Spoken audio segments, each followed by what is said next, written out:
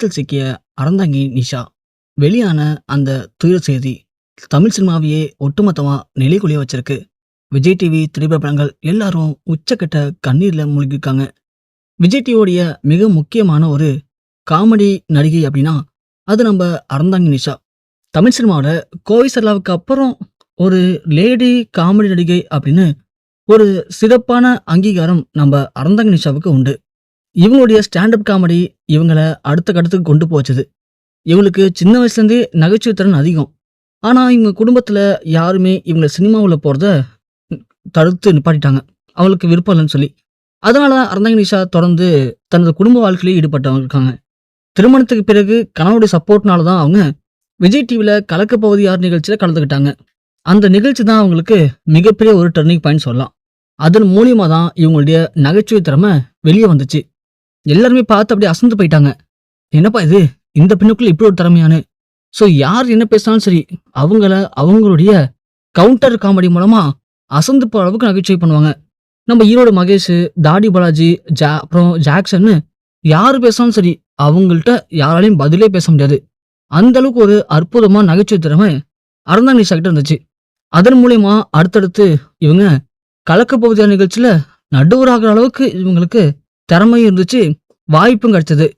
விஜய் டிவியில அதன் பிறகு வரக்கூடிய எல்லா விதமான நகைச்சுவை நிகழ்ச்சியிலையும் அறந்தாங்கி நிஷாவுக்குன்னு ஏதாவது ஒரு பதவி கிடைச்சிடும். அதன் மூலயமா அவங்க இருக்க தனக்குன்னு ஒரு பெரிய ரசிகர் பட்டாளத்தை உருவாக்கிக்கிட்டாங்க. அதன் பிறகுதான் அவங்களுக்கு வெள்ளித்திரையிலையும் வாய்ப்பு கிடைச்சது. கோலமாவு கோகிலா உள்ளிட்ட ஒரு 15க்கும் மேற்பட்ட படங்கள்ல முக்கியமான நகைச்சுவை கதாபாத்திரங்கள்ல அறந்தாங்கி நிஷா நடிக்க ஆரம்பிச்சாங்க. இப்போ அறந்தாங்கி நிஷா சில படங்கள், அப்புறம் விஜய் டிவியில முக்கியமான நிகழ்ச்சிகள், அது போக நிறைய ஸ்டாண்டப் காமெடி நிகழ்ச்சிகள், ஒரு சில வெப்சீரிஸ்னு படு பிஸியா அறந்தாங்கி நிஷா இப்போ சினிமாவில் அவங்களுடைய வெற்றி பயணத்துல பயணிச்சுட்டு இருக்காங்க. இது ஒரு பக்கம் இருந்தாலும் இதை தொடர்ந்து அவங்க இப்போ பிஸ்னஸும் பார்த்துட்டு இருக்காங்க. ஸோ அவங்க சொந்தமா ஒரு ஜவுளி கடையை ஓப்பன் பண்ணி குறைந்த விலையில மக்களுக்கு பிடிச்ச மாதிரியான நல்ல நல்ல ட்ரெஸ்ஸையும் அவங்களுடைய கடையில வித்துட்டும் இருக்காங்க ஆன்லைன் மூலியமா. இப்படி அறந்தாங்கி நிஷா வாழ்க்கையில தான் எல்லாத்தையுமே சாதிச்சிட்டேன் அப்படின்னு ரீசெண்டா கூட ஒரு பேட்டி அளிச்சிருந்தாங்க.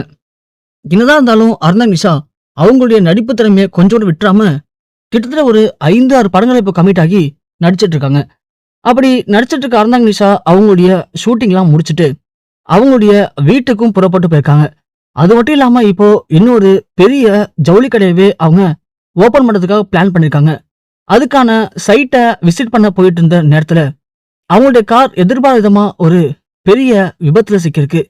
விபத்துல சிக்கி நடு ரோட்ல உடல் கருகி அவங்களுக்கு ஏற்பட்டிருக்க மிகப்பெரிய பரிதாபம் சற்று முன் இணையத்துல வெளியாகி பார்க்கிறவங்க அனைவரையும் உச்சக்கட்ட சோகத்திலையும் மீளாத துயரத்திலையும் ஆழ்த்த வச்சிருக்கு இவங்களுடைய இந்த துயர செய்தி.